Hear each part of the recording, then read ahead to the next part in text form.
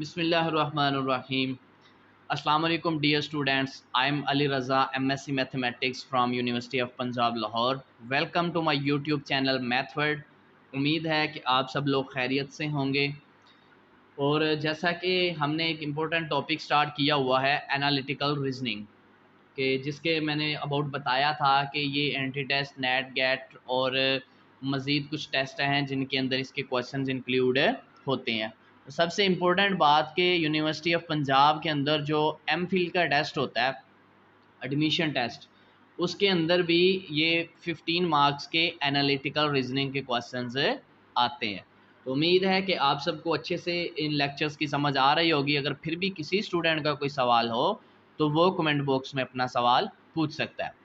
तो चलिए आज हम अपने नेक्स्ट लेक्चर की तरफ, नेक्स्ट सवाल की तरफ चलते हैं।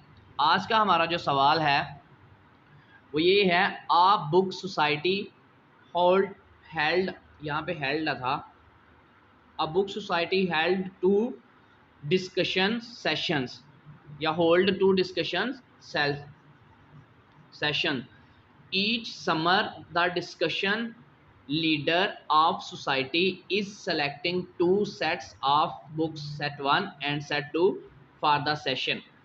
सवाल ये है कि एक बुक सोसाइटी है कि जो डिस्कशन सेशन बनाते हैं हर समर में, ठीक है, और उनका जो डिस्कशन का जो लीडर होता है वो कोई दो ग्रुप बनाता है बुक्स के ना, एक सेट 1 बनाता है, एक सेट 2, यानी कि दो सेट बना लेता है कि एक सोसाइटी है वो हर समर में बुक डिस्कशंस होल्ड करते हैं। तो उसमें जो लीडर होता है वो बुक्स के कोई दो सेट बनाता है, सेट 1 और set 2। For the sessions she is choosing two from 7 books, EFGHIJKL। कहता है ये 7 बुक्स हैं जिनमें से वो सिलेक्ट करती है जो लीडर है। Set 1 will contain 4 of the books, कि जो सेट 1 है उसमें 4 बुक्स आएंगी, and set 2 will contain the other 3 books, और जो सेट 2 होगा उसमें बाकी 3 बुक्स आ जाएंगी। The books for each set according to the following conditions, और नीचे कुछ कंडीशंस हैं जिनको देखते हुए हमने सेट 1 और सेट 2 को बनाना है। मैं सवाल रिवाइज कर देता हूँ। सवाल ये है कि एक बुक सोसाइटी है कि जो हर समर बुक डिस्कशन रखती है, और जो लीडर है उस डिस्कशन की वो ना कोई बुक्स के दो सेट बनाती है। टोटल 7 बुक्स हैं। सेट ए जो है, सेट 1 जो है हमारे पास, उसमें कहती है कि 4 बुक्स आएंगी, सेट 2 के अंदर 3 बुक्स आएंगी, और वो बुक्स कैसे तरतीब देनी है वो हम कंडीशंस को देखते हैं। सबसे पहली जो कंडीशन है हमारे पास सबसे पहली जो कंडीशन है हमारे पास वो ये है, F can not be in same set as G। कि कहता है कि जो F है वो और G दोनों एक सेट में नहीं आ सकते। अगर F सेट 1 में आ रहा है तो G सेट 2 में जाएगा, अगर F सेट 2 में जा रहा है तो G सेट 1 में आएगा, यानी कि दोनों एक में नहीं होंगे। ये पहली कंडीशन है। दूसरी क्या है, if J is in set 2 L must also be in set 2। कहता है कि अगर जो हमारा, इसको आप इस तरह भी लिख सकते हैं, ऐसे 2, ऐसे 2, कि अगर कहता है J जो है आपका J, ये अगर सेट 2 में आ रहा है तो फिर जो आपका L है वो भी सेट 2 में ही ज़रूर आएगा। मस्ट मतलब लाजमी सेट 2 में ही आएगा। तीसरी कंडीशन है, if L is in set 1। अगर L सेट 1 में आ रहा है तो I must also be in set 1। तो कहता है फिर जो I है वो भी सेट 1 में लाजमी आएगा। कंडीशन रिवाइज कर रहा हूँ कि F जो है और G जो है दोनों एक सेट में नहीं आएंगे, मतलब सेम में नहीं होंगे। उसके बाद J कहता है अगर सेट 2 में है तो L भी लाजमी सेट 2 में होगा। फिर कहता है अगर L सेट 1 में है तो जो I है वो भी सेट 1 में लाजमी होगा। तो ये हमारी कंडीशंस थी। अब हम चलते हैं अपने सवाल की तरफ। सबसे पहला जो सवाल है हमारा उसमें है कि if F and L are in set 2, any of the following books can also be in set 2 except कहता है कि अगर एफ और एल, ये जो आपका एफ और एल है, ये सेट 2 में चले जाएं, तो बताओ इनमें से कौन सी ऐसी बुक है कि जो सेट 2 में फिर नहीं जाएगी। पहला ऑप्शन है जी, फिर एच, फिर आई, जे, के। तो आप डायरेक्ट अपनी कंडीशंस पे चले जाएं। कंडीशंस पे अगर देखा जाए तो उसने बोला था कि F can not be in same set as G. तो यहीं से हमारा आंसर मिल गया कि उसने बोला कि जो एफ है वो सेट 2 में है, तो एफ और जी एक सेट में नहीं जाएंगे। तो इसका मतलब है कि जो एफ है वो सेट 2 में चला गया है, तो फिर इन ऑप्शन में जी एक ऐसा सेट है जो सेट 2 में नहीं जाएगा। क्यों? क्योंकि एफ और जो हमारा जी था वो हमने पढ़ा था कि दोनों एक सेट में नहीं आ सकते। अब एफ जब हमारा 2 में चला गया तो फिर जी 2 में नहीं आ सकता, तो इसलिए जो हमारा करेक्ट आंसर है वो है जी। ठीक है, क्योंकि जी और एफ सेम में नहीं हो सकते। बाकी एच, आई, जे, के ये चारों जो हैं ये आ सकते हैं। उसके बाद हमारा नेक्स्ट सवाल है, वो ये है कि if L is in set 1 which of the following must be true. Must be का मतलब है जो एग्जैक्ट लाजमी जो पक्का आंसर है, जिसकी और कोई पॉसिबिलिटी ना हो, वो बताना है। अगर कहता है जो एल है वो सेट 1 में चला जाए, ठीक है, तो फिर हमने देख के बताना है कि हमारा कौन सा ऑप्शन है ट्रू है। तो चलें, ये हमारी जो कंडीशंस थी ये मैंने लिख दी है कि F can not be in the same set as G, if J is in set 2 L must also in set 2, if L is in set 1, तो जो एल है ये सेट 1 में चला जाए, तो जो आई है वो भी सेट 1 में ही जाएगा।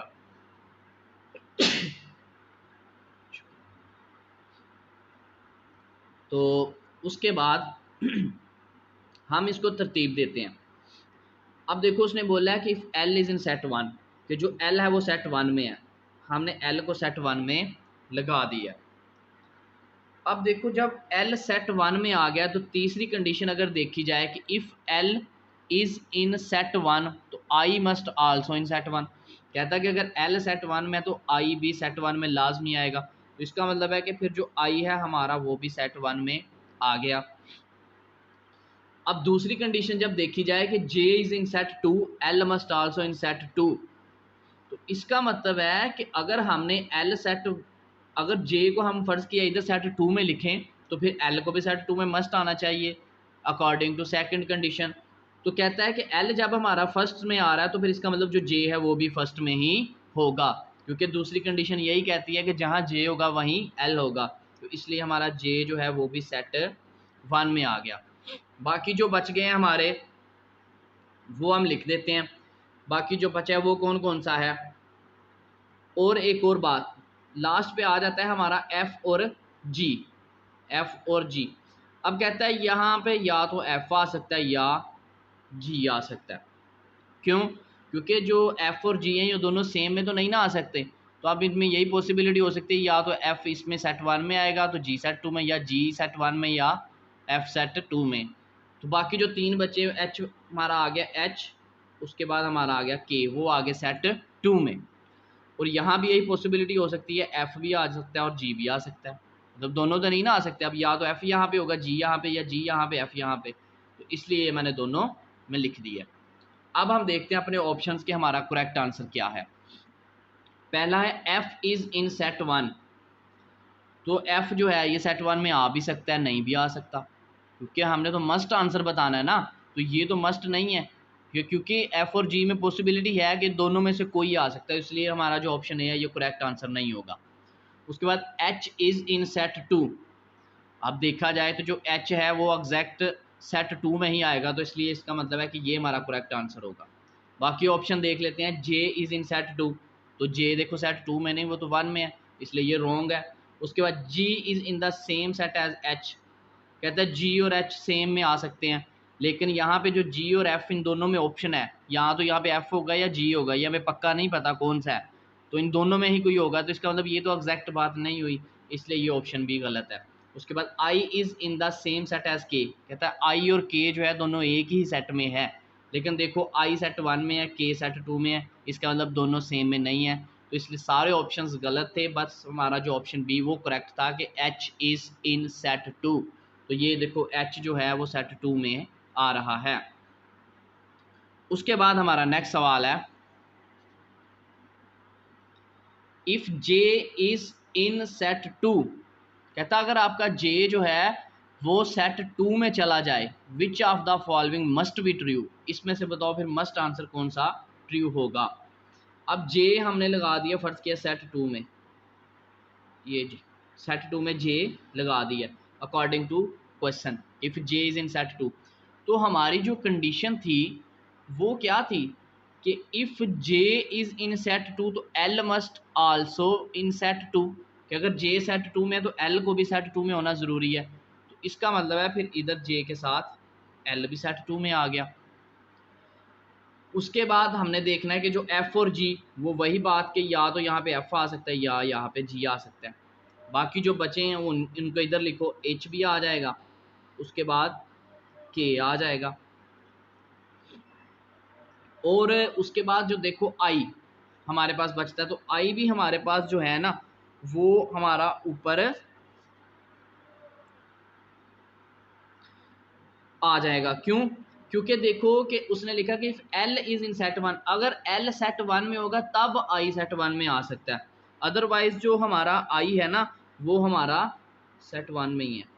ठीक है, अगर एल होता ना हमारा कि if L is in set 1 then I must also be in set 1, लेकिन एल तो हमारा सेट 2 में है, तो इसलिए आई की जगह यहाँ पे आ सकती है। तो उसके बाद एफ और जी में फिर वही बात, या तो एफ आ सकता है या फिर जी आ सकता है। अब ऑप्शन में से हमने करेक्ट आंसर चूज करना है। तो पहला देखो एफ इज इन सेट 2, तो ये बात एग्जैक्ट नहीं है, यहाँ पे एफ भी आ सकता है जी भी आ सकता है, इसलिए ये मस्ट नहीं है। जी इज इन सेट 2, ये भी वही बात होगी, अब यहाँ पे या तो जी आ सकते हैं या एफ, ये भी मस्ट नहीं है बात, तो ये भी आंसर ठीक नहीं है। आई इज इन सेट 1, अब देखो आई इज इन सेट 1, तो देखा जाए तो जो आई है वो हमारा सेट 1 में ही आ रहा है, इसलिए ये हमारा करेक्ट आंसर है। अब ये देखो के और एल जो है वो सेम सेट में है, के और एल नहीं, ये भी गलत है। L is in the same set as G, ये भी गलत है, क्योंकि जी और एफ का तो कंफर्म ही नहीं है कि यहाँ पे कौन सा आएगा दोनों में से, ये एफ आ सकता है या जी आ सकता है। तो हमारा करेक्ट ऑप्शन ऑप्शन सी। तो ये हमारा आज के 3 ही सवाल थे इस क्वेश्चन के, तो इस पे कंफ्यूज नहीं होगा। ये थोड़ा कंसेप्चुअल है कि आई पे आपको कंफ्यूजन हो सकती है, आई क्यों आया, क्योंकि बेसिकली आई जो है वो कंडीशन हमारी जो थी ना वो जे और एल में फिक्स थी कि अगर जे आ रहा है तो फिर एल को भी उधर आना ही आना है। अब इसने लिखा कि अगर एल सेट 1 में आता है ना तो फिर आई मस्ट सेट 1 में आएगा, लेकिन एल जो है हमारा वो सेट 2 में है, इसलिए ज़रूरी नहीं कि आई सेट 2 में हो। ठीक है, इसमें जे और एल में मस्ट की बात है कि अगर जे आ गया तो फिर एल मस्ट 2 में ही आएगा, अब आई जो है वो फिर 1 में चला जाएगा। तो ये था हमारा आज का लेक्चर, उम्मीद है कि आपको समझ आ गई होगी। फिर भी किसी स्टूडेंट का कोई सवाल हो तो वो कमेंट में पूछ सकता है। तो तमाम लेक्चर्स को आप सुने, और चैनल को अगर सब्सक्राइब नहीं किया तो सब्सक्राइब कर लें, बेल आइकन को भी प्रेस कीजिए और दोस्तों को भी शेयर कीजिए, ताकि मैं जो लेक्चर अपलोड करूं वो इजीली आप लोगों तक पहुंच सके। तो इंशाल्लाह मिलते हैं नेक्स्ट लेक्चर में, तब तक के लिए खुदा हाफिज़।